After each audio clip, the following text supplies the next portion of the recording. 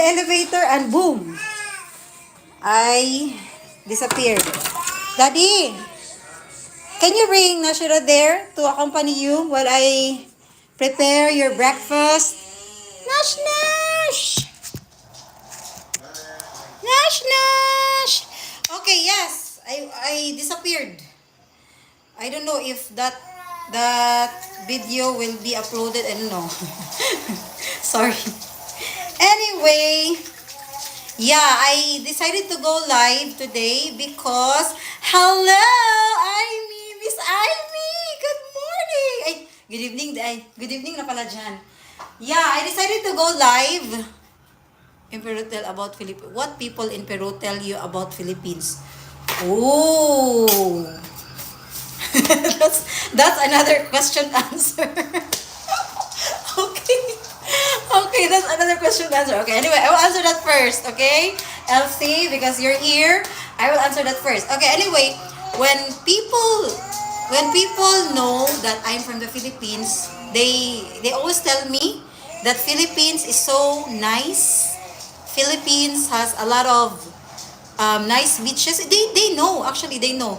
And one time I went to, grocery shopping with my family. Bam Bam! Can you hear my baby? I have 2 babies already, Elsie. That's the update of my life. So, one time I met a Peruvian here in Peru. No? We went to grocery shopping and then Dara is in school, Miss Amy. And then she heard us. She heard us talking English. Me, because we speak English in our family. We use English language. So when we were grocery shopping, blah blah blah, she heard us. So she heard me and Dara talking because Dara was in the game, blah blah. Like the game, like you put the coin and then something will come out, something like that. And then the machine was not working. So I was thinking, no, it's not working. So she heard us and then she asked me, you're not a Peruvian? So I said, no. You're a Filipino, right? I said, who? How did you know? I was really surprised. I said, how did you know that? Oh, because I've been to the Philippines. She said, that she's been to the Philippines. And then her daughter came and then we were talking. I said, oh, Philippines was really nice. The people were so good, were so kind. You know, the typical, very smiling, very accommodating, the typical Filipinos, she described. And then she said, the food was so good. She said, sinigang, adobo. She mentioned a lot because her daughter was a chef. And then like that, the people are so nice. And then she got my number. Can we be friends? No, she got my number. You know that aligaga.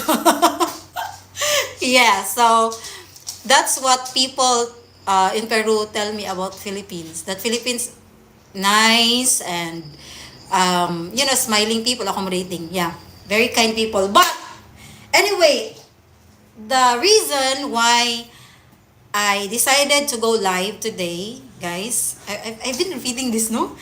Because I've been receiving a lot of messages and I'm so sorry. I stopped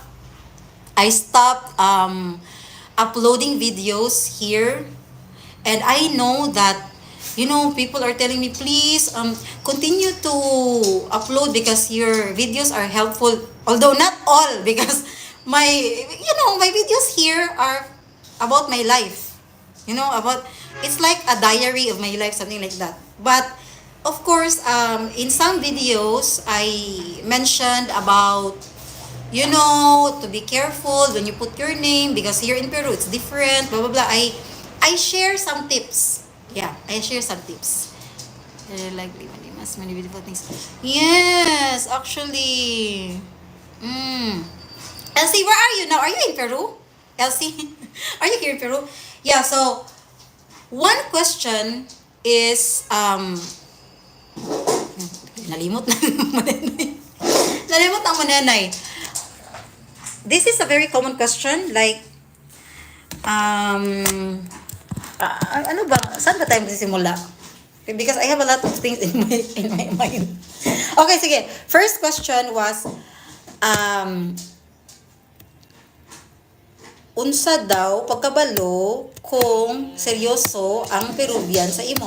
How will you know if the Peruvian is serious? Yung mga in love magud atong mga viewers dila to mga kuan mga in love. Hello. Corazon estas. Ay. Maraglain. Miss Amy, maraglain Miss Amy. Okay, anyway, while talking to you, I will prepare the breakfast of my husband, okay, while talking. So, how will you know if the Peruvian is serious with you? Okay, I guess I don't have, only Miss Amy is watching me, a Filipina, but of course, hello, Mr. Raul Rojas. Hola. Señor Raul Rojas, muchas gracias, muchas gracias. Okay, of course, number one, he or she will give you time. Okay, number one good is time. No matter how busy he or she is. Hello, Mr. Sir Justin Gomez. Hello. Shout out. Shout out. Okay, how will you know? Okay, first, you will know that that this person, Peruvian or not, but we are talking about Peruvians, is serious with you if number one, he or she will give you time. Number one, is time. Yes, no matter how busy he or she is, she will give you time. She will have time to message you or to call you. Video call is very important. Your daughter all speaks Spanish, right? Yes, my daughter speaks Spanish already. Elsie. Dara, I have two daughters. One doesn't talk yet. 7-month old.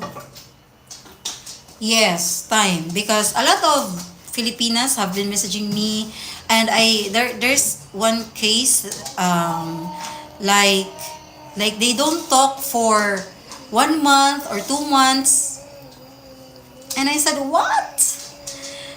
That's not okay. I don't know if that's okay with you, but with me, that's not okay. Because if you really love the person, you can't go on with your life without talking to that person for 1 day or 2 days, or not for 1 day, not even 1 day. Like you will really have time to talk, send a message, ask about that person's day, something like that. And then number two is she or let's say he, because it's a guy. He will do his best to visit you or to see you. There is an effort ba? That's I want to say. There is an effort. Yes, Pom Pom.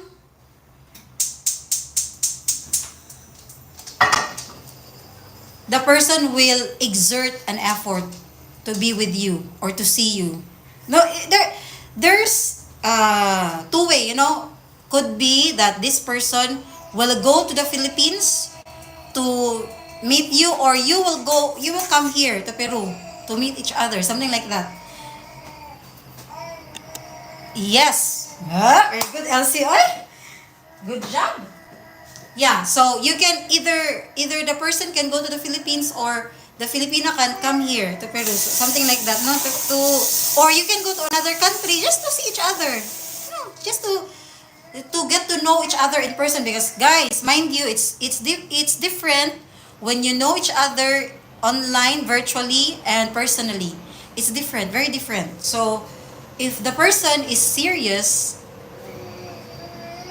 that person will do an effort, exert an effort for you to meet in person, something like that. Okay. Yes. Okay, time frame. Do you think 5 years? 5 years is too much? 4 years is too much? It's up to you. It's up to you. It depends sa iyong sabot. Yeah, something like that. Okay. Alright. So, mura to siya kung ma-share. And then, of course, if you meet each other already, So how will you know if this person is serious? Of course, you will talk about your future.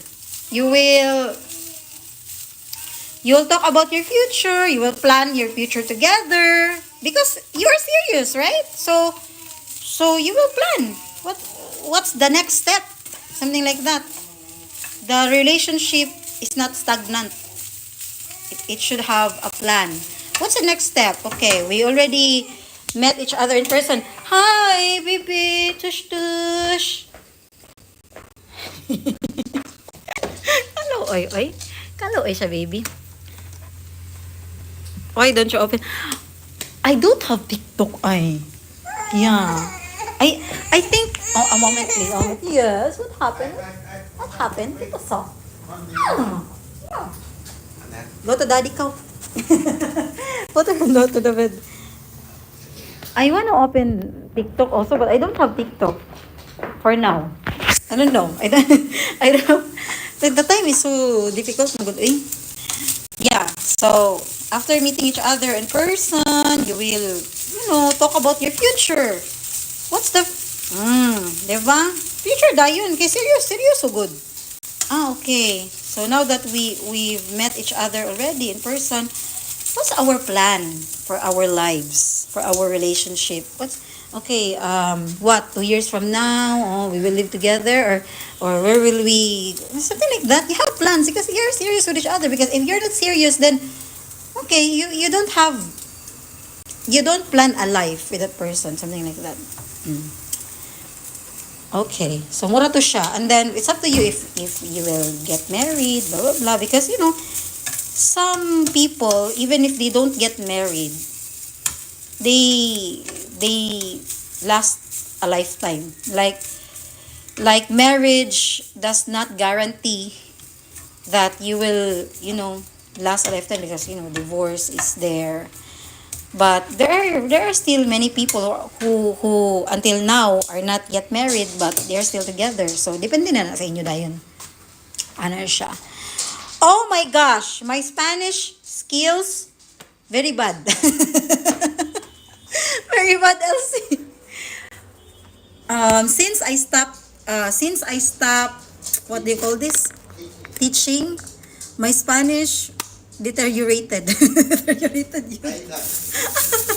When I was still teaching here, my Spanish was really good already.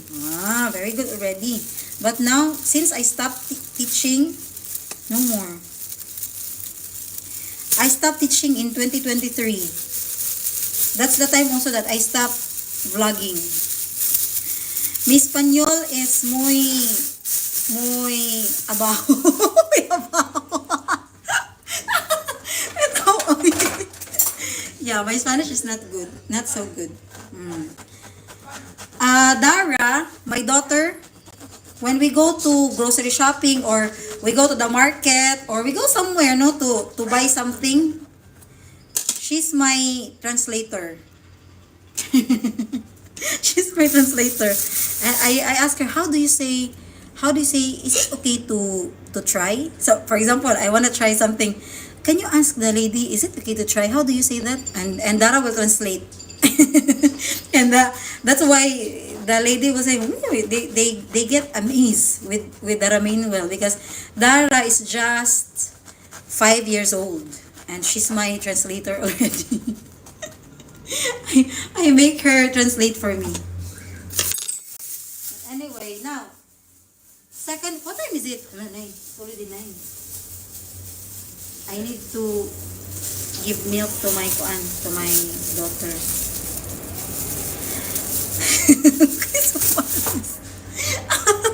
No. I'm not fond of spam, Elsie. But I cook Filipino breakfast like ampalaya with egg, chayote with egg, something about spam. I'm not too fond of canned goods. I cook sometimes sardines. Sardines. But spam, I'm not too fond of some. Yeah, the next question is that I've been receiving a lot in my inbox is that how are Peruvians like? You know what, guys? To answer this question, Peruvians are very nice. You will you will be you will be surprised because when you come here, I can even say that Peruvians are nicer than Filipinos. For me, in my own experience, in my own point of view, I can even say that maybe because I'm a Filipino, that's why. But when you come here to Peru, Peruvians are really, really nice. Like, they are full of appreciation, full of, what do you call this? What, say, Miss Amy, tabangis ako, Miss Amy B. Anong in English, masag ko yung para man sa Filipino, eh, no? Pero naman ito yung mga Peruvian friends. They are so appreciative, like, they love to say nice things to you. Something, how can I say that in one word? For example, que linda, que hermosa eres, que preciosa. They have a lot of adjective that really sweet adjectives. Sweet adjectives. When you met a Peruvian, like when you come here to Peru, and then you talk to Peruvians, they're so nice. They're so, kung sila ka ng sweet, they're so sweet. They really full of good words, full of sweet words like, oh, you're so cute. For example, oh, que preciosa, que hermosa, que something like that. Super duper nama. You're so good. You're so, as in, full of positive words, full of sweet words. Na sometimes overwhelming sometimes. Anyway. Overwhelming, sometimes it's so overwhelming. But I was really able to compare. Peruvians are very, like, they appreciate a lot. And they are very expressive. Very expressive. They really say it. Like, oh, you have a very nice hair. You have a very nice face. You're a very good person. You have a very good heart. Like, full of good words. Good. Kaya paso, maybe my daughter is already hungry, Hungry na siya, but I'm preparing the breakfast of my husband. And for today's breakfast, I'm preparing chicken sandwich. Elsie, you know this. Pan con pollo. This is a very typical breakfast for Peruvians. Okay. Peruvian food, you like it? Of course! Very delicious. Delicioso. I like lomo saltado, causa, arroz con pollo. My favorite is lomo saltado. But I also love causa, arroz con pollo, pollo al horno, estofado. I love estofado so much. Peruvian estofado. And, of course, before, I didn't like ceviche. When I came here, I don't eat ceviche. Just recently, like, this year or last year, just recently, I learned to love ceviche. That's recently. Lovely, diba? To the highest level. But truly, Peruvian food is so delicious. Delicioso. But, of course, if I will choose Filipino food or Peruvian food, sorry guys, I will still choose Filipino food. Because I'm born and raised in the Philippines, So I will still choose my food. Sorry. But of course, Peruvian food is so world class Peruvian food. Yeah, so I answered 2 of the most common questions, okay? And then, guys, next time I will answer more because I've been receiving a lot, so why not go live, right? To answer the questions, to have fun also. Thank you so much, Elsie, for Wait lang, wait lang. I'm almost done. I'm almost done. I'm almost done. Preparing your daddy's food. Miss Aimee. Si Dara, Miss Aimee, nag-school. Na-answer ta ba ka ganina, Miss Aimee? Miss Aimee, nandiyan ko pa ba, Miss Aimee? Yes, a lot of questions, guys. I really wanna help, actually. Because people have been messaging me, uy, your videos are helpful daw, especially to those who are coming here. And I will also answer because, you know what, just recently, like three Filipinas came here to Peru. And then, they had a problem with their names. Lagi, uy, the name ba? Because here in Peru, the name is very... Blessing! The placement of our name in Peru is different. Blessing! Enough! So, they've been having problems. So, 3 Filipinas already, guys, came here to Peru na. Nagka-problema sila sa nila. Sa name nila ba? Document. So, I will be uploading videos also because I really wanna help, guys. Sa tinuod lang ha. I really wanna help. Sharing my experience because I never had a problem with my name. I never had a problem with my name, with my documents. I never had a problem with that because I've been very careful. And also my husband, because my husband credits to my husband because he's the one who helped me to apply for my documents here in Peru. No, I don't live in Brenya. I'm in Jesus Maria. Elsie. Jesus Maria. Before, I was in Callao. My in-laws are in Callao. Before, I was living in Callao, and then I'm so happy that right now, we are living in our own home already. Thank God. That's one of the achievements that we had. This one. Oh no, not many Filipinos. I guess if I'm not mistaken, 300 Filipinos in Peru. Only a few. And we don't have embassy, we don't have consulate here. Sad to say. Wala embassy diri sa Peru ha. Philippine embassy here in Peru, we don't have. So if you need to extend your, for example, your passport, blah blah blah, you need to go to Brazil. You need to go to Brazil or Chile. Lovely. Or Colombia if you want. You know, sa mga neighboring countries. Because here in Peru, iniwan na nila kami. Wala na kaming wala na tayong embassy dito. We don't have embassy. Yes, yo. Anyway, guys, I will serve food to my husband. And I am breastfeeding my baby, so it's time for her to drink milk also. I will see you in the next slide.